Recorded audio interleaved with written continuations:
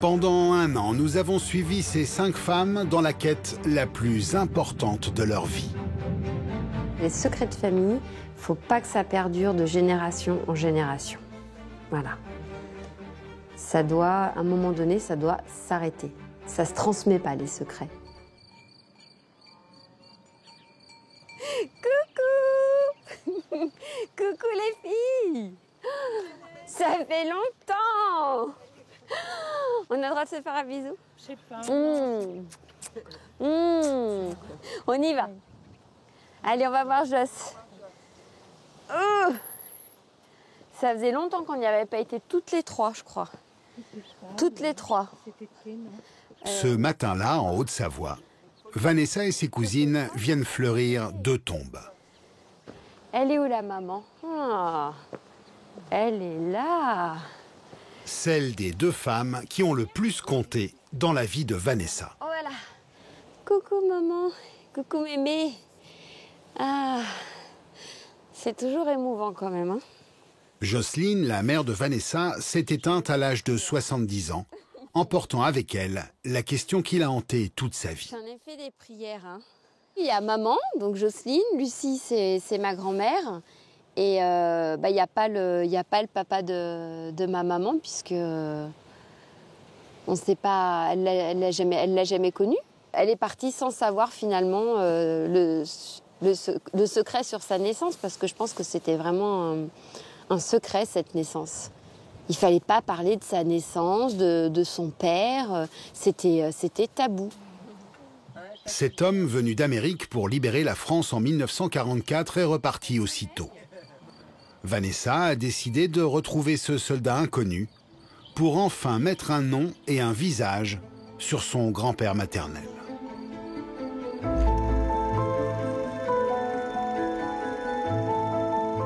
Toutes les familles ont des secrets. Beaucoup restent enfouis à jamais. Mais parfois, à force d'obstination, la vérité éclate au grand jour. Pour cela, il faut remonter le temps et devenir le détective de sa propre histoire. Nathalie a découvert que ses parents l'avaient adoptée illégalement. Pour connaître la vérité, elle doit retrouver celle qui l'a mise au monde. Les secrets font toujours mal, les secrets abîment les gens. Il n'y a rien à y gagner. Enfin, je pense qu'il vaut mieux une mauvaise vérité ou une vérité dure qu'un secret qui semble être une trahison, en fait. À Marseille, Tiffany, elle, cherche l'homme que sa mère lui a caché pendant 17 ans. Quelques mois avant sa naissance, son père biologique a disparu, sans laisser d'adresse. Ça veut dire que j'ai une autre famille, j'ai peut-être des frères et sœurs, un grand-père, une grand-mère, il y a tout qui change. Marianne et Ludivine ne se connaissaient pas. Elles ont appris il y a seulement 3 ans qu'elles avaient été abandonnées par la même mère. Depuis, elles recherchent une 3e sœur. On se dit, il manque quelque chose. On aimerait bien retrouver une partie de nous, finalement. Être au complet. C'est ça. Mais pour retrouver les derniers témoins vivants de leur histoire, elles devront se battre contre la montre. Ma tête vous dit quelque chose? Non, pas du tout. Des enquêtes semées d'embûches, de fausses pistes, Non, ici pas du tout, mais aussi de grandes découvertes.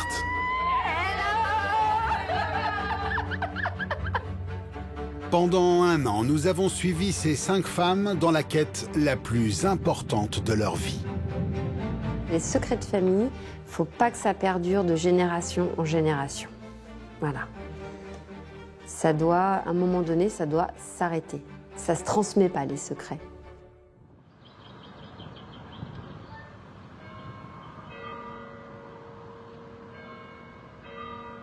Certains secrets de famille sont dignes d'un roman. Ouh là là, que c'est lourd. Allez, trésor. Là, ça rigole pas, hein. C'est l'histoire d'une femme partie sans connaître ses origines. Alors ça, c'est maman petite. On voit quand même bien qu'elle est typée, avec ses cheveux bouclés. Hein? La mère de Vanessa est née à Paris le 8 mai 1945. le jour de la capitulation de l'Allemagne nazie. Ouais. Dans cette France d'après-guerre, Ouais, c'est ça, d'avoir 7 ans. les traits métissés de la petite Jocelyne surprennent. Elle était victime de racisme, de moqueries de la part des copains, copines d'école. Oh, la négresse. La négresse, oui, c'est ça, ouais. Elle voyait bien qu'elle était différente de sa maman, de par la couleur, la texture des cheveux, etc. Donc, je pense qu'elle avait besoin d'avoir cette image, voilà, une image, photo, ne serait-ce au moins une photo de son père pour se dire, mais moi, à qui je ressemble ? Alors là, on retourne en arrière. Vanessa ne sait que 2 choses de son grand-père maternel. Peut-être qu'elle a maman. C'était un soldat et il était américain. Ah bah oui. À la mort de sa mère, il y a 5 ans, Vanessa s'est jurée de partir sur les traces de cet étranger. Et je me suis dit, mais voilà, qu'est-ce que je pourrais faire de plus pour que vraiment, voilà, elle repose en paix. Ah ben, peut-être ça. Oui, je me suis sentie comme investie d'une mission.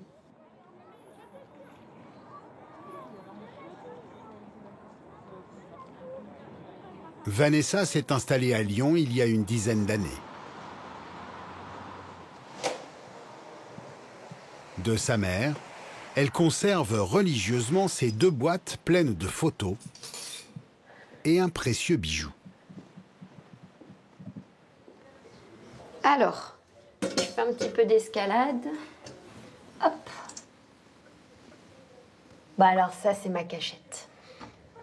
Ça, c'est ma cachette où il y a mon plus beau trésor. Je me dis... Alors, il est dans une chaussette. Dans ma chaussette de danse. Alors, ce bracelet, c'est ce que j'ai de plus précieux. Et je me dis, mais qu'est-ce qu'il a dû voir, qu'est-ce qu'il a dû voir comme histoire, ce bracelet. Au dos de la gourmette, on voit qu'il y a un numéro. Donc ça s'appelle le numéro de matricule. Donc là, c'est le 36 36 74 12. Et on voit US Army qui est gravé. Voilà. Derrière ce numéro, le nom et le prénom de son grand-père. Pour les trouver, Vanessa doit accéder aux archives de l'armée américaine. C'est le stress. 36 36. Je ne sais pas pourquoi je regarde, je connais par cœur aussi. 74 12. On y va. C'est un truc de fou. Ça y est, j'ai. Donc ça me met name, Woodzas, incroyable, Georges. Donc enrôlé le 28 août 1942. Nativity, turc. Oh là là, on est turc. Alors, marital statue, donc single, donc célibataire, hein, célibataire. Donc au moment où il s'est enrôlé, il était célibataire. Ça me conforte dans l'idée que je me dis, c'est-à-dire que je pense qu'il a vraiment eu une histoire d'amour avec ma grand-mère. Voilà, il n'était pas marié, il a rencontré cette ravissante parisienne. Et il est tombé sous son charme, quoi. Et puis voilà, ça correspond. Merci la technologie. Il y a 70 ans de secret, là, qui tombent, quoi. Enfin, voilà, il n'y a plus de secret. Le grand-père de Vanessa aurait 109 ans aujourd'hui. Il est sans doute mort, mais il a peut-être des descendants. Vanessa va tout faire pour les retrouver. Et elle va avoir de belles surprises. Partout en France, chaque année, des milliers de personnes recherchent leur famille biologique. Installe-toi. Marianne et Ludivine ont appris qu'elles étaient sœurs il y a 3 ans seulement, grâce aux réseaux sociaux. Elles ont été adoptées par 2 familles différentes, ont grandi à Brest et passé leurs vacances sur les mêmes plages, sans jamais se rencontrer. Et pourtant, elles ont la même mère biologique. C'est important parce qu'on retrouve une partie de notre histoire qu'on n'avait pas avant. Et on retrouve un petit peu de notre famille, même si notre mère n'est plus en vie, on se dit voilà, elle a quand même donné naissance à plusieurs enfants. Ça fait partie de notre vie, ça fait partie de notre histoire. Et c'est important qu'on se soit retrouvés. Ça a été une belle surprise, mais une très bonne surprise. Les 2 sœurs ne rencontreront jamais leur mère biologique. Elle est morte il y a plus de 15 ans. C'est suite à ce décès qu'elles ont pu avoir accès à leur dossier d'adoption. La première fois que j'ai ouvert ce dossier, donc j'étais adolescente, une vingtaine d'années à peu près. Et je n'ai pas forcément bien vécu ce moment. J'ai lu des choses dans le dossier par rapport à notre mère biologique qui ne m'a pas plu du tout. Là, elle avait une vie très difficile, la santé, problème de dépression, tout ça. Et moi, j'ai peut-être envie de la remercier pour, peut-être pas nous avoir fait vivre cette vie-là qui aurait été, je pense, difficile. Comme on a eu de la chance d'être adoptés et de vivre dans des familles qui sont très bien et d'avoir eu une bonne éducation. Voilà, et peut-être qu'en restant avec elle, ça n'aurait pas été du tout le cas. On aurait peut-être été... Ah oui, les choses auraient été plus compliquées. Je pense, ouais, différentes. Et là, on n'a aucune information. Dans leur dossier, Ludivine et Marianne ont fait une découverte bouleversante. Leur mère a aussi abandonné une troisième petite fille. Alors, Depuis, elles n'ont qu'une obsession, retrouver leur sœur. On va remettre du coup la publication sur Facebook. Leur premier appel à témoins publié il y a 6 mois n'a rien donné. Aujourd'hui, elles lancent donc un nouveau message dans lequel elles rassemblent les bribes d'informations qu'elles ont sur leur sœur. Elle a habité Brest. Oui. Elle connaît le nom de notre mère biologique. Et qu'elle a sûrement habité rue Quérivin, à Brest. C'est ça. Chaque jour, des dizaines de personnes ont recours à ce site pour retrouver leurs parents biologiques ou des proches perdus de vue. C'est comme ça que les deux sœurs se sont retrouvées en 2017. Bonjour, nous relançons une bouteille à la mer pour rechercher notre demi-sœur. Merci de partager un maximum afin de nous aider dans nos recherches. C'est envoyé, c'est bon. Du coup, il n'y a plus qu'à attendre. Plus qu'à attendre. Allez, On va manger. on va manger. C'est bon, tout le monde est servi? Ouais. Tout le monde a bien mangé? C'est bon, tout le monde a eu à manger? Marianne sortait de l'adolescence quand elle a appris qu'elle avait une sœur. Mais elle a attendu 12 ans avant de se décider à la retrouver. Quand elles se sont enfin rencontrées, les deux femmes avaient chacune fondé une famille. Un soir, on s'est retrouvés avec une sœur, un frère, des neveux, enfin des nièces. Nous, on cherchait rien, on n'attendait rien du tout. On n'attendait pas un message, on attendait. C'est tombé d'un coup. Donc elle a mis du temps dans la soirée. Elle a bugué 5 minutes parce que moi, je pensais qu'on venait d'apprendre un décès. Elle s'est redressée dans le téléphone. Et d'un coup, j'étais là, je me suis dit, qu'est-ce qui se passe quoi? Mais parle. Et attends, je relis. Tu relis quoi? Est-ce que j'envoie un message? Qu'est-ce que je dis? Qu'est-ce que je fais? Non, je fais pas. Si, je fais. Allez, je fais. Tu as fait. Tu as mis 1h30 à me répondre. Ah, 1h30 avant de répondre. Ah, la soirée était foutue. Hein. On commençait à regarder un film, alors là, un rideau. Là, on attendait sur le canapé et on était là, on fait bon, bah. Et on attendait, qu'est-ce qui se passe? Ça a marché une fois, donc pourquoi pas deux? Dans quelques années, on aura peut-être besoin de rajouter une rallonge là. C'est ça, peut-être. Peut-être oui qu'il y aura quelqu'un qui viendra se rajouter. C'est ça, avec une famille, des enfants. Peut-être 6 derrière, mais Peut-être 6 ou 7, ouais. En attendant des nouvelles d'Internet, Marianne et Ludivine vont continuer leurs recherches sur le terrain et récupérer de précieuses informations. Dans le sud de la France, une autre femme démarre elle aussi l'enquête de sa vie. Tiffany a été élevée par un homme qui n'était pas son père, mais elle ne l'a su qu'à ses 17 ans. Ça va chérie? Ça va et toi? Bien, oui. Bien? Ça va, merci. Quand elle a appris la vérité, elle s'est violemment brouillée avec sa mère. Coucou maman. Coucou. Tu dis bonjour? Tu dis bonjour? Oh, toi t'as eu un réveil pas très bien formé. Oui. Il a fallu la naissance de Julia il y a 2 ans Oui. Oh, pour réconcilier les deux femmes. Bah non. Non? Bah non. Tu veux que je te montre les photos quand tu étais petite? Vas-y, montre-moi. Viens te voir. Oui, viens me voir à moi déjà. Tiens, chérie. Oh, regarde. C'est maman? Oh. Sur les photos de son enfance, Tiffany apparaît toujours seule ou avec sa mère. Un homme fait seulement son apparition dans l'album quand Tiffany a 3 ans. Elle va l'appeler papa jusqu'à l'adolescence. Tu aimes bien chérie ton père? Ouais.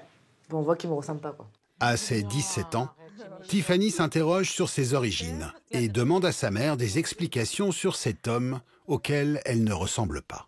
Je ne sais plus ce que j'étais en train de faire. Ouais. Et là, elle m'a posé l'ultime question. Pourquoi j'ai pas de photo avec voilà, pourquoi avec papa à la naissance. Ouais.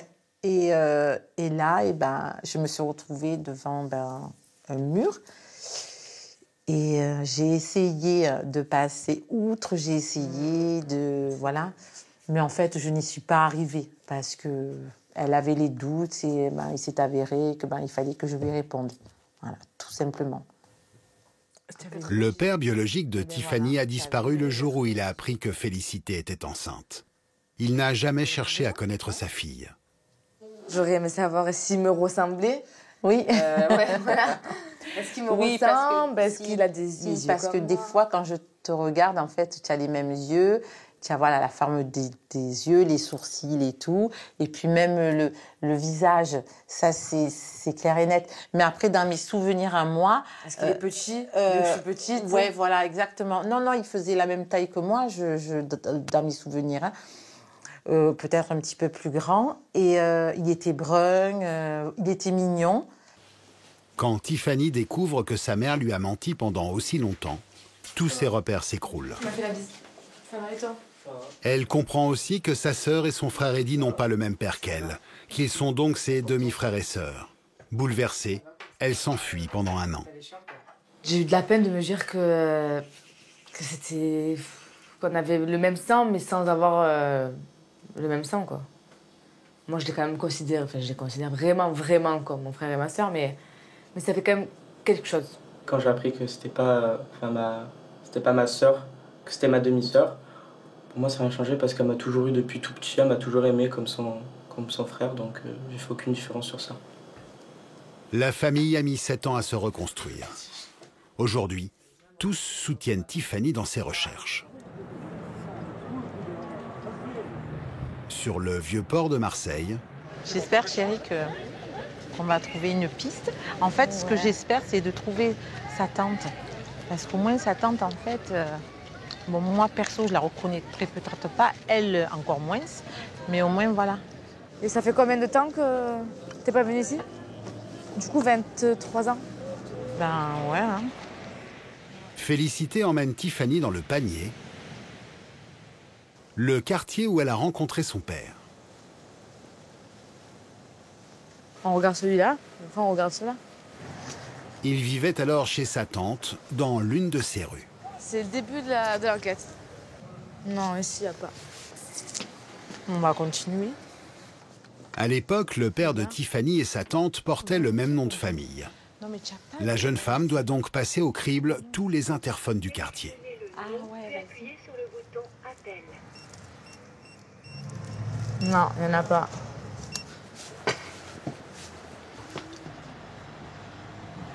Non. Non, ici pas du tout, Ça serait bien que j'ai de la chance. Ça serait bien que je tombe sur une personne qui me dit direct que oui, je me rappelle, il y a 23 ans en arrière, il habitait ici avec sa tante. J'aimerais bien. Ça, c'est sûr. Même si je sais que ça va être très, très compliqué. Bien. On va essayer là. Hein. Ouais. Sympa. Ça, là. Les carreaux, là, eh ben, ça donne dans le couloir quand tu montes à pied. Ça vous dit quelque chose? Oui, ça me parle. Et toute cette rangée, là, en fait, ça donne dans le couloir. Ça donne dans le couloir, en fait, quand on monte à pied. Mais j'ai pas souvenance de cette entrée-là. Fais doucement, pas que tu le rates. Je regarde. Mais regarde. Non, c'est pas possible. Je sonne ou je sonne pas? Après 2 heures de recherche, le nom apparaît. Étonnant, hein?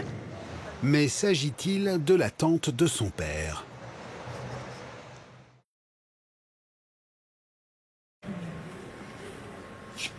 Tiffany va peut-être enfin savoir si son père est vivant et où il se trouve aujourd'hui. Elle m'a pas répondu, la dame à l'interphone. Du coup, je vais essayer de trouver son numéro de téléphone. Voilà, ça c'est l'adresse là où on est. Je vais peut-être tester le 06. Moi, je suis pas stressée. Oui, allô? Oui, allô, bonjour madame. Je recherche un Antonio. Ah non, j'ai pas de... J'ai que mon fils qui s'appelle... Oui. Et j'ai pas de... J'ai une fille et c'est tout, hein? Bon, ben c'est gentil. Merci à vous, madame. De rien. Merci, au revoir. Vous êtes un peu déçue? Ouais, j'aurais aimé qu'elle me dise oui, montez, au pire, ou oui, je le connais. Mais ce nom de famille à consonance portugaise est très répandu. Dans quelques jours, l'enquête mènera à une autre adresse. Cette fois, ce sera peut-être la bonne. À 1000 km de là, en Mayenne, une autre femme part en quête de ses origines. Depuis l'enfance, Nathalie sent que ses parents lui cachent quelque chose. Il y a 2 ans, elle sombre dans une profonde dépression. Sa cousine lui révèle alors la vérité. Ses parents l'ont en fait adoptée illégalement à sa naissance, dans le plus grand secret. Sa mère biologique aurait au moins 80 ans. Nathalie veut tout faire pour la retrouver. Le but de ce voyage, c'est vraiment de la rencontrer et j'espère de la trouver en bonne forme. J'espère qu'il n'est pas trop tard parce que j'ai mis du temps avant d'engager ces recherches. C'était difficile d'oser le faire et maintenant que je suis là, j'espère que je vais rapidement avoir une réponse. Nathalie ne sait qu'une chose. Sa mère biologique lui a donné naissance ici, à Château-Gontier, le 26 octobre 1970. C'est le 1 place Saint-Jean, à Château-Gontier. C'est ici que je suis née en fait, donc je suis très émue parce que c'est là que ma mère biologique est entrée. Donc elle a accouché ici et en fait c'est là que je suis repartie dans les bras de ma mère adoptive en fait. Je sais que je suis passée en tout cas dans le ventre de ma mère, peut-être sous le porche, je sais pas. Et que notre vie à toutes les deux, elle a été courte ensemble en tout cas. C'est en fait grâce à un faux certificat établi par le médecin accoucheur que Lucette et Pierre, qui ne pouvaient pas avoir d'enfants, obtiennent un acte de naissance en règle et deviennent les parents naturels de Nathalie. Le couple impose le silence aux oncles et aux cousins. Le pacte tiendra un demi-siècle. Ce secret, il me fait mal aujourd'hui parce que quand je sais quand je connais les personnes, quand je sais qui était au courant et à quel point ces personnes étaient importantes pour moi et n'ont jamais révélé ce secret, par obéissance, je suis déçue aussi de ces personnes-là. Quand sa mère biologique accouche de Nathalie, elle est veuve et a déjà 4 filles. Nathalie est donc un enfant du péché. À la recherche du moindre indice, elle distribue ce matin les tracts qu'elle a préparés. Bonjour monsieur, en fait je suis en train de chercher ma mère biologique. Je suis née à Château-Gontier, elle est fermière et j'ai 4 demi-sœurs. Et voilà, je sais pas, est-ce que ma tête vous dit quelque chose? Non. Non, parce que je connaissais pourtant beaucoup de monde ouais. à la campagne et partout. Mais oui, c'est ça, ouais. Bon, allez, merci pour votre gentillesse. Merci. Au revoir, monsieur. Nathalie compte sur la mémoire des habitants. Bonjour. Bonjour. Mais son histoire date de 50 ans. Vous êtes ici depuis longtemps? Depuis 7 ans maintenant. Plus que 7 ans. Est-ce que vous verriez en fait mettre une affiche « Je cherche ma mère biologique ». Et en fait, l'objectif, c'est de mettre le maximum d'affiches pour qu'éventuellement, si ma mère ou une de mes demi-sœurs passe, elle me reconnaisse et que du coup, elle me contacte. D'accord. Ça vous gêne pas? Non, pas du tout. Ok. On a juste cette façade. C'est super. Merci beaucoup. Bonne journée. Au revoir. Merci, au revoir. Dans cette petite ville de 11 000 âmes, le bouche à oreille pourrait fonctionner. Je suis très étonnée par la gentillesse des gens. En fait, il y a une écoute vraiment remarquable. Ils ne sont pas du tout effrayés par mon histoire. J'y crois franchement. De toute façon, je pense que c'est la ressemblance qui va finir par payer parce que je vais rappeler quelqu'un. Quelqu'un va se dire je la connais ou voilà.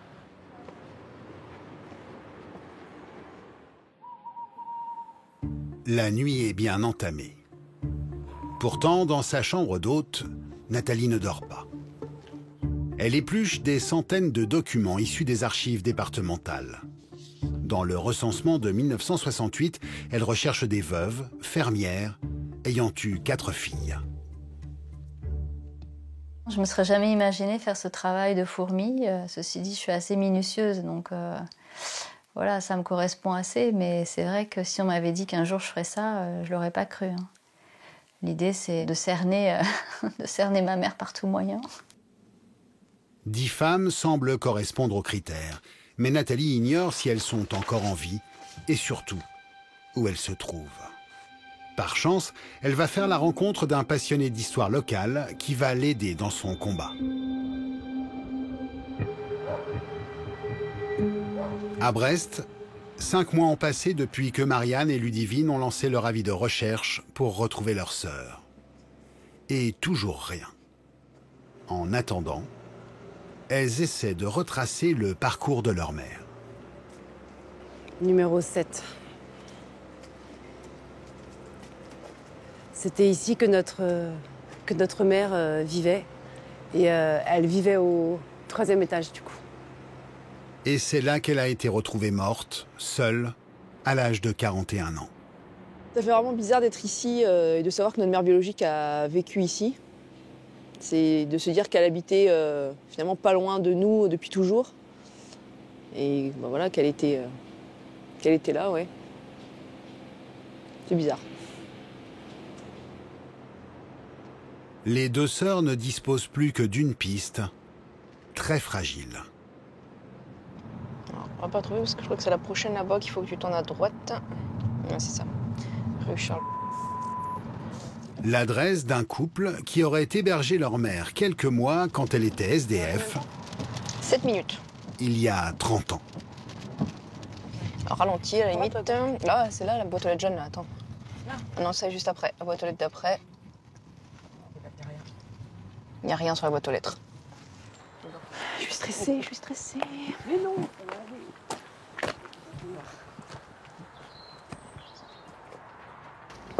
Tu parles là.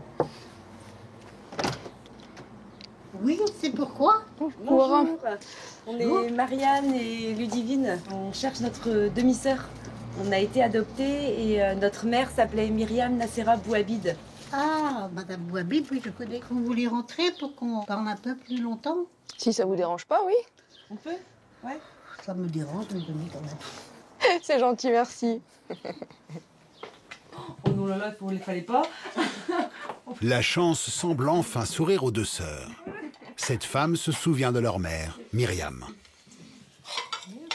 En fait, nous nous a retrouvés du coup grâce à cette lettre du coup qu'elle m'avait écrite pour mes 2 ans.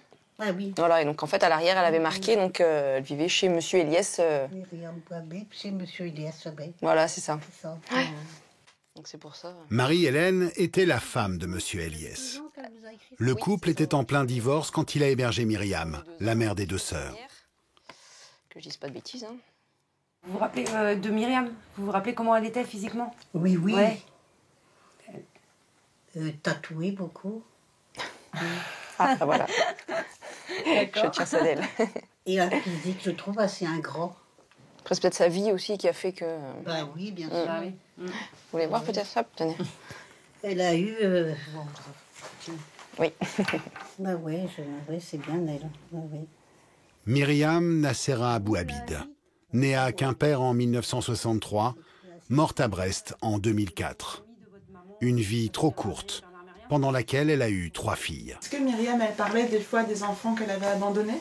Mais bon, moi, j'ai pas entendu parler d'eux, ni de la petite. Mais bon, peut-être vous allez retrouver la petite sœur. Ouais, on aimerait bien. Hein. Marianne et Ludivine en savent un peu plus sur leur mère, mais toujours rien sur leur 3e sœur. Bon, j'aurais préféré vous donner plus de... C'est très bien déjà. D'informations. Merci beaucoup. Bonne fin de journée. Merci. Au revoir. Les 2 jeunes femmes repartent bien décidées à appeler la fille de Marie-Hélène. Elle se souvient peut-être de leur sœur.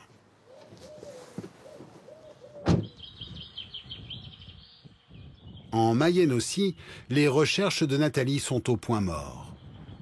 Mais elle garde espoir. Ce matin, elle a rendez-vous avec un homme qui pourrait l'aider.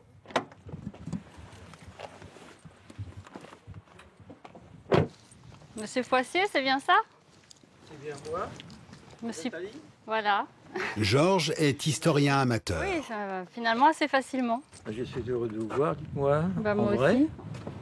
Depuis des mois, ils sont en contact téléphonique. Je vais vous montrer Ouest France ce matin, dans lequel vous êtes en très jolie photo en compagnie d'un très joli chat. Ah. D'ailleurs, voyez-vous? Ah oui, effectivement. On va se mettre là. On va peut-être s'asseoir, du coup, ça vous ennuie pas? Passionné par l'histoire de Nathalie, Georges a fait publier un article dans le grand journal régional afin de relancer l'enquête. Ah bah, ça donne bien. Hein. Ah oui. Il est à peine sorti que j'ai déjà de bons échos déjà. Ah bah c'est bien, alors ça veut dire que beaucoup de gens sont susceptibles de m'appeler. Certainement. C'est un sujet apparemment qui touche beaucoup. Moi, je pense que... Ancien maire adjoint de son village, proche de Château-Gontier, Georges a réactivé tous ses réseaux pour aider Nathalie à retrouver sa mère. On va tout faire pour essayer de résoudre cette énigme. En espérant toutefois que cette retrouvaille éventuelle se passe dans de bonnes conditions. Aussi, attention. C'est vrai qu'il y a un doute sur l'âge de ma mère, sur le fait qu'elle soit encore vivante, et si jamais elle l'est, sur effectivement son état. Sur le comportement de ses filles aussi en même temps. Oui. Est-ce qu'elles vont éventuellement accepter cette nouvelle situation Oui, parce qu'elles n'ont pas eu connaissance de mon existence, donc... Pas forcément. S'il y a eu non-dit, c'est pas toujours facile à assumer non plus. Je crois qu'on est un peu en retard, mais ils sont là. Nathalie. Bonjour. Bonjour. Alors, je vous présente Nathalie. Pour l'aider dans ses recherches, Georges a appelé ses meilleurs amis en renfort. Certains pourraient avoir l'âge de la mère de Nathalie. Compte tenu de l'article, compte tenu de la photo, c'est obligé que quelqu'un va vous reconnaître, vous voir et dire mais ça nous rappelle quelqu'un, ou elle ressemble à Madame Truc ou Madame... Mais pourquoi pas même vos sœurs, vos quatre sœurs. Quand Nathalie est venue au monde, sa mère était veuve depuis longtemps. Cette naissance est donc le fruit d'une aventure. Et dans la France des années 70, l'avortement était encore un crime. Elle avait honte quand même. Elle avait plus de mari, elle était veuve, c'était difficile de... Parce que je peux vous dire que dans les petits villages... Ça parlait. Ça parle. Elle a eu un enfant hors mariage. Donc à l'époque, c'était une faute grave. Et on ne le disait pas. Comme vous dites, peut-être d'un milieu catholique. Catholique, je pense. Et donc, en plus, raison de plus. Alors, en plus, si le curé venait à le savoir, alors c'était la catastrophe. La catastrophe dans le village. Donc, bah oui. En quelques minutes, Nathalie a su éveiller un formidable élan de solidarité chez des inconnus. Ça suffit, d'accord. À moi de le mettre à la mairie. Ce soir, je pense que j'ai trouvé une famille, des gens qui vont me suivre, qui vont m'aider et qui ne me lâcheront pas. Donc, ça fait chaud au cœur. Son message, la petite troupe va le diffuser dans tous les recoins de la région. Nathalie, de son côté, va tout faire pour retrouver les sages-femmes de la maternité où elle est née. Elles ont forcément des choses à lui dire.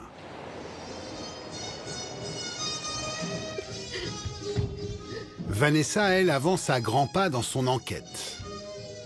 Quand elle ne donne pas des cours de danse, elle passe son temps sur Internet. Et elle vient de faire une grande découverte. Une photo de Georges, son grand-père américain, à la terrasse d'un café parisien en 1944. Georges n'était pas un soldat de métier. Aux États-Unis, c'était même une personnalité dans le monde de la musique. Cette surprise, Vanessa veut la partager avec son fils Mathis. Voilà, donc Georges vous Glenn Miller. Je sais qui c'est Glenn Miller. Regarde, c'est ta ta ta ta ta ta ta ta ta ta ta. Ouais, c'est celle-là, c'est celle-là. Ah, j'adore. Non, mais c'est... Pas moi. Oh, t'es gonflé quand même. Hein. Tu te rends pas compte quand même cette chance? Donc Georges Woodzass, producteur de Glenn Miller pendant la Deuxième Guerre mondiale. Parce qu'en fait, Glenn Miller, lui, c'était un musicien. Et avec son jazz band, d'accord, il jouait des musiques pour motiver les troupes. Ça dépassait pas mes espérances parce que je cherchais pas à avoir un grand-père connu. Mais par contre, ça explique Pourquoi dans notre famille, en tout cas mes frères et moi, on a tous des métiers artistiques. Ça m'émeut parce que là, je me dis que en fait, les gènes... Tu sais d'où ça vient, en fait. Voilà, maintenant. c'est ça. Tu sais d'où ça vient. En fait, les gènes, on peut rien y faire. Peu importe si on vit pas avec les personnes, si on n'est pas avec eux dans le quotidien, c'est pas grave. Les gènes, c'est plus fort que tout, en fait. Alors. Georges Voutsas est mort en 2003 à l'âge de 92 ans. Mais il a eu des enfants qui vivent aux États-Unis. Je peux pas descendre. Ah bah j'ai 2 oncles et une tante. Christopher et Greg et Alexandra. Incroyable. Incroyable. Pour moi, c'est pas extraordinaire non plus. Moi, c'est plutôt vis-à-vis de toi que je trouve ça extraordinaire. Parce qu'avec Nani, tu as toujours voulu chercher justement Georges. Et tu l'as enfin trouvé, en fait. Donc c'est une mission que tu as accomplie un peu. Ouais, voilà. C'est ça. Vanessa va localiser sa famille américaine et tenter de rentrer en contact avec elle. Là, je vais essayer de suivre le GPS. À Marseille, c'est son père que Tiffany tente de retrouver. Normalement, il arrive dans pas trop longtemps. Le nom de cet homme est porté par près de 6000 personnes en France. Impossible de les contacter une par une. Mais une piste trouvée dans les pages jaunes ce matin lui redonne espoir. Je me dis, si vraiment il est à Aubagne, ça veut dire que peut-être pendant toutes ces années, je l'ai croisé. Je me dis peut-être quand même, ça fait bizarre, et surtout qu'Aubagne, c'est vraiment à côté de Marseille. On a 10-15 minutes maximum de là où j'habite, donc ça serait fou quand même. Un homme a bien décroché, mais il a assuré ne pas être celui que recherche Tiffany. La jeune femme doute et préfère se rendre sur place. J'ai besoin d'être sûre que ce soit pas mon père, parce que sinon ça sert à rien. Vu qu'il a déjà le même nom et prénom que mon père, on sait pas. Peut-être qu'il aurait pu me mentir parce qu'il sentait un petit peu la chose arriver. Donc j'ai besoin d'avoir des réponses et au moins de le voir physiquement. Et peut-être que là, sur ce coup, j'aurai peut-être le déclic parce que je vais le reconnaître, parce que je vais voir qu'il me ressemble un petit peu. Ou même, peut-être qu'il n'a pas vraiment 56 ans, donc on verra bien. Dans les pages jaunes, Tiffany a aussi trouvé une adresse professionnelle portant les mêmes noms et prénoms que l'homme qu'elle recherche.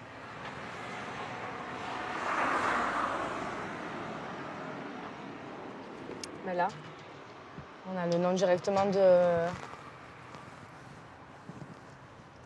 mon père, normalement. Il faut attendre qu'une personne elle sorte pour lui demander. Au bout d'une bonne heure... Excusez-moi. Bonjour, je cherche un Antonio. C'est moi. C'est vous. Alors c'est vous que j'ai eu au téléphone peut-être? Oui, c'est vous. Que je vous ai dit du coup que je recherchais une personne de ma famille. Vous avez même pas 5 minutes, hein. Vous êtes pressé? Merci monsieur, au revoir. Je pense pas du tout que ce soit lui. Du tout. Je suis sûre que je peux le reconnaître, je suis persuadée. Mais là, pas du tout. Là, pas du tout, trop âgé. Vraiment, il est très fermé, tout ça, non, ça m'a pas du tout inspiré. Du tout confiance, pas du tout. Toutes les tentatives de Tiffany sur le terrain ont échoué. Mais il lui reste une carte à jouer. Les réseaux sociaux. Je vais mettre l'appel à témoins sur le groupe des enfants du panier. Les enfants du panier, Tiffany place tous ses espoirs dans ce site où échangent les anciens habitants du quartier dans lequel a grandi son père. Bonjour, je recherche une personne du nom d'Antonio qui aurait pu habiter au quartier du panier entre 1990 et 2000. À ce jour, il aurait sûrement entre 40 et 50 ans. Merci. Franchement, si ça marche, c'est bon, j'ai tout réussi. Et j'espère du coup que je serai pas... Parce que c'est bien beau que moi je sois contente, mais j'espère que lui, du coup, il sera réceptif, quoi. Si je ne le retrouve pas jusqu'à la fin de ma vie, je sais que je resterai avec ça comme dans un coin de la tête et qu'il va me ronger petit à petit parce qu'il faut qu'il sache que j'existe et peut-être qu'il sait que j'existe.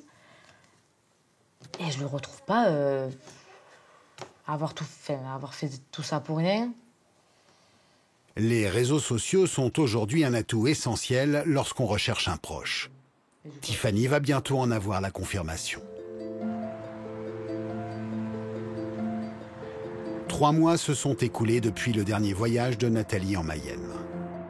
Malgré les tracts, malgré l'article dans le journal et la solidarité des habitants, sa mère biologique reste introuvable. Mais Nathalie ne renonce pas. Bonjour. Ce matin, elle a rendez-vous avec 2 anciennes aides-soignantes de la maternité où elle est née. Daniel, d'accord. Et Claudine, alors. Enchantée. Merci d'être venue me voir, c'est très gentil à vous. J'ai interrogé donc l'hôpital pour avoir éventuellement des archives et surtout les registres d'admission, parce que je me disais que peut-être quand même elle avait signé, ma mère biologique avait signé le registre d'admission, sauf qu'on m'a fait comprendre que les archives avaient disparu. Vous savez ce qui s'est passé pour les archives? Les archives ont été brûlées, je pense, lors du rachat de la clinique de l'Espérance à l'hôpital. Mais tout aurait été brûlé, il n'y aurait aucune trace de cette époque-là? De cette époque-là, je ne pense pas. D'accord. Mais certaines aides-soignantes comme Claudine ont conservé des archives personnelles. Et elles remontent aux années 70, l'époque de la naissance de Nathalie. C'est vieux. Hein. Ça, c'était la nurserie. Ah oui, c'est les fameux bébés, c'est là où vous êtes nés, c'est ça, d'accord. Les mamans pouvaient rentrer ou elles n'avaient pas le droit de rentrer dans la nurserie? Pas vraiment. Non. On faisait la toilette et on leur portait on emmenait le petit lit, en fait. On pense savoir qui est la sage-femme qui vous a accouché, en fait. Enfin, qui a accouché votre maman. Donc ça serait cette dame-là? Voilà. D'accord. Elle est encore vivante, cette sage-femme? Non, elle est décédée maintenant. C'est dommage. En quelques minutes, les 2 pistes liées à la maternité s'effondrent. Mais Nathalie est contente de cette rencontre. C'est comme s'il me manquait le début d'un film. J'avais pas d'image, j'avais quelques photos. Donc là, en fait, je me recrée mon film. Donc même l'endroit où je suis née, la salle où il y avait tous les bébés. Bon, je devais avoir un pyjama du coup rose. Du coup, ça devient beaucoup plus concret pour moi. Nathalie ignore toujours qui lui a donné la vie. Mais elle sait désormais un peu plus d'où elle vient.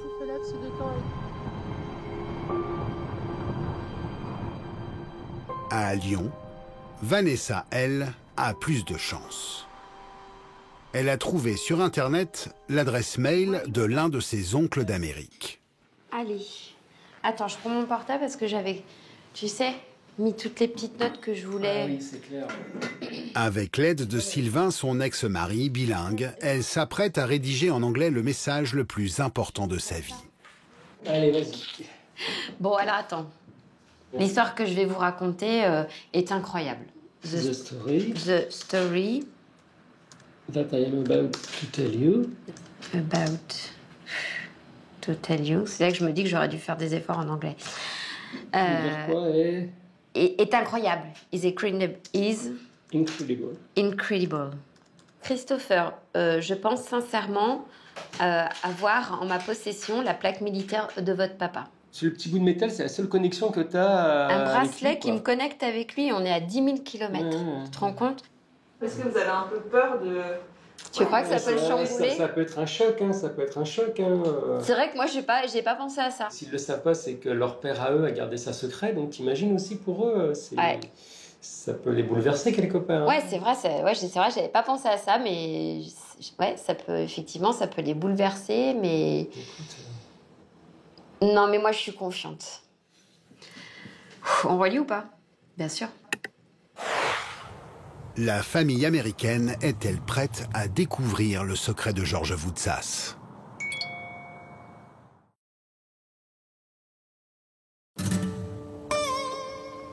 Le message de Vanessa a traversé l'Atlantique et atterri dans l'Arizona, à Tucson. Chez Christopher Voutsas, l'un des 3 enfants américains du grand-père de Vanessa. Son oncle donc. Bonjour Miley. Chris enseigne l'histoire dans un collège. Et la Seconde Guerre mondiale, il la raconte à ses élèves avec ses propres reliques. C'est dur d'imaginer que mon père a porté cette veste il y a presque 80 ans. Je ressens plein de choses à la fois. Apparemment, c'est un secret que mon père a gardé pendant des années. Et j'imagine ce qu'il ressentait à chaque fois qu'il pensait à sa famille française. Ne pas savoir ce qu'ils étaient devenus. Ça a dû être très difficile de garder ce secret. Je pense que c'est quelque chose qui l'a hanté toute sa vie. À la fin de la guerre, Georges est rentré chez lui, il s'est marié et a eu une fille et 2 fils. Sans le savoir, la mère de Vanessa avait donc 2 frères et une sœur en Amérique. C'est le mail de Christopher, le fils aîné, que Vanessa a trouvé en premier. Chris a immédiatement voulu partager avec sa tribu le secret de son père. Je vous présente ma femme Elena, ma dernière fille Talia, mon fils Nick, et voici ma fille Katie et son mari Mike. Voilà notre famille américaine. Il manque ma sœur Alexandra, qui est au Nouveau-Mexique, et mon frère Greg, qui est en Caroline du Nord. C'est incroyable. Ce n'est pas quelque chose qu'on entend tous les jours. Hey, tu as de la famille en France. Donc c'est une grande découverte. Surtout que tu es déjà allé là-bas, toi. Oui, c'est vrai. Georges, le soldat américain, semble avoir malgré tout transmis à sa famille l'amour de la France. Il faut qu'on ait un petit goût de la France. Et quoi de mieux qu'un merveilleux croissant? Ils sont pleins de beurre. Allez, je triche un peu, j'en prends une bouchée. C'est délicieux. Allez-y, commencez. Les 2 familles se sont donné rendez-vous le week-end prochain pour faire connaissance. Un moment que Vanessa attend depuis de longues années. De l'autre côté de l'Atlantique, à Brest, Marianne et Ludivine poursuivent leur enquête. Elles viennent de retrouver la trace d'une femme qui a passé des vacances avec leur mère. Excuse-moi de te déranger, on a rencontré ta maman. Oui, je l'ai eu au téléphone. Ah d'accord, ok. Elle t'a prévenu du coup? Oui. D'accord, oui, ok. Oui. Du coup, vous recherchez votre sœur, c'est ça? Ouais, notre demi-sœur. T'as pas de souvenir du coup, non, d'un enfant, qu'elle aurait parlé d'un enfant ou... Oh, je me rappelle pas. Après, voilà, pour moi, dans ma tête, dans mes souvenirs, elle avait qu'un enfant. Oui. Et qui avait quel âge, tu te rappelles à peu près? Oh non, je sais pas. Et tu te rappelles pas du prénom? J'ai pas de souvenir précis, même du prénom, je pas la moindre idée. La 3e sœur reste insaisissable. Mais elles en apprennent un peu plus sur leur mère. Je sais que j'ai des photos, si on était partis en vacances. Ouais, en Vendée? Ouais, c'est ça. Du coup, si t'as les photos, tu peux me les emmener par message, si ça te dérange pas? Ouais, bah, je le ferai. D'accord, ouais, c'est gentil. Bonne soirée. Au revoir. Merci Priscilla, au revoir. Ces photos vont permettre aux 2 sœurs de plonger dans l'intimité de leur mère. Une intimité qu'elles n'ont jamais partagée.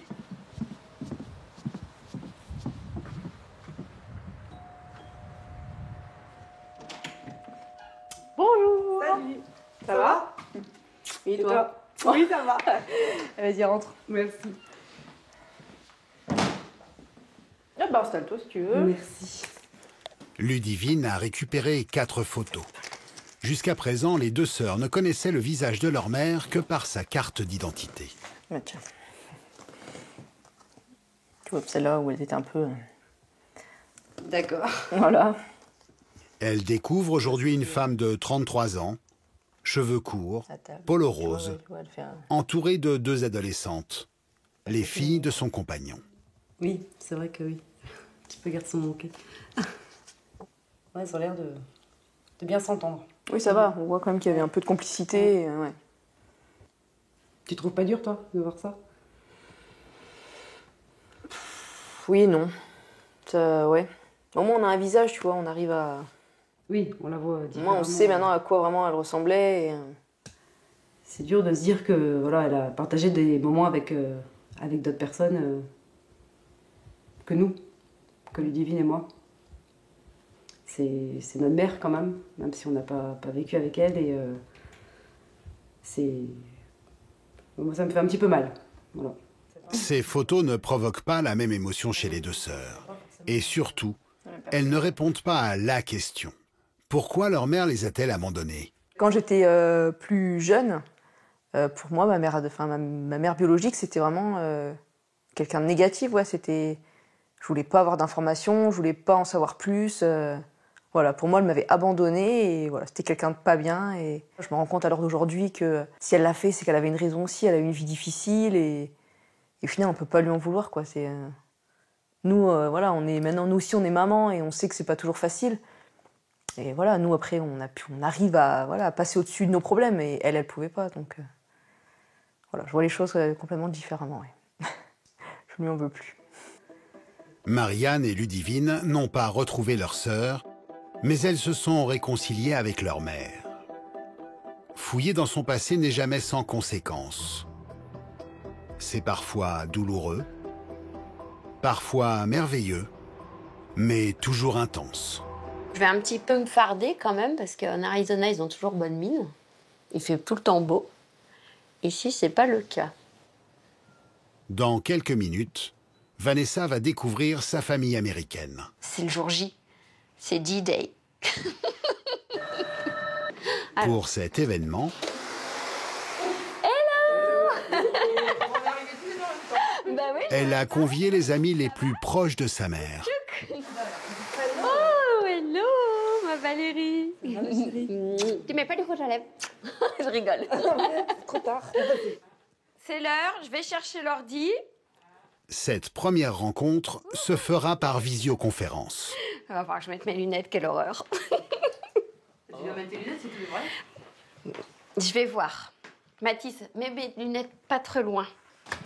Il est 19h à Lyon, 10h du matin à Tucson. Christopher a ressorti toutes les photos de l'époque parisienne de son père.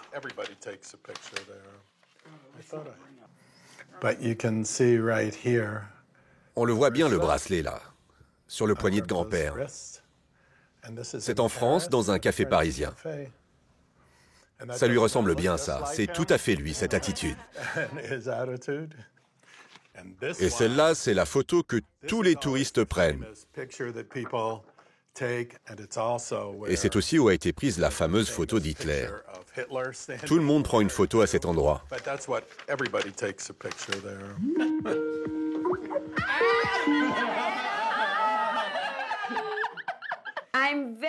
Je suis tellement contente de vous voir et de voir notre famille. Absolument, c'est super de vous voir tous en même temps. Regarde, à l'intérieur de la veste de mon père, est-ce que tu vois bien? Là, il y a les numéros. 7, 4, 1, 2, ce sont les mêmes que ceux du bracelet. Oui, c'était le même numéro que sur le bracelet. Vous voulez voir une photo de maman? De Joss? Oui, bien sûr. Nous aimerions tous la voir. Il y avait plein de photos derrière aussi. Elle ressemble beaucoup à certains membres de ma famille. C'est quoi le mot en anglais pour ça? Les joues? Les joues? Tu as les mêmes joues que ma mère. Tu sais, mon plus grand regret, c'est de ne jamais avoir pu rencontrer cette femme qui était ma sœur. Oh oui. Mais je suis tellement heureux de te connaître, de t'avoir dans ma vie, de penser à tous les moments que l'on va pouvoir partager.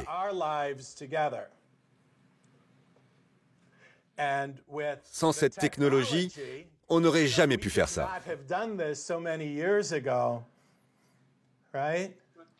Dès qu'on pourra recommencer à voyager, on viendra te voir en vrai. Vanessa vous attend. Ah, c'est super. Elle vous attend. Oui. Je suis très fière que tu sois mon oncle. Tu es trop mignonne. Car tu es mon oncle. Et moi, je suis ta nièce. Et vous, ma tante. Et mes cousins. Je vous aime. Salut, on vous aime aussi. Au revoir. Au revoir. Au revoir. À bientôt. L'échange a duré 28 minutes. Il met fin à un secret vieux de 75 ans. C'est bon, on en a assez pour tout le monde? Santé. C'est qui le trompettiste derrière là-dessus? Depuis leur retrouvaille, Vanessa et Christopher ont fait un test ADN. À Georges Wouzès et à maman, Jocelyne. Leur parenté ne fait plus aucun doute.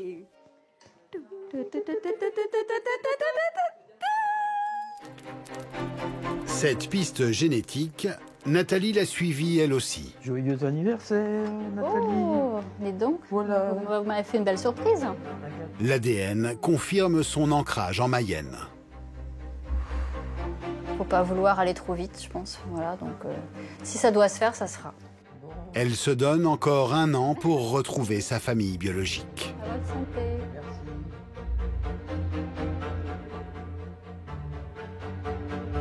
À Brest, après avoir exploré pendant 2 ans toutes les pistes à leur portée, Marie-Anne et Ludivine mettent fin à leurs recherches et renoncent donc à retrouver leur sœur.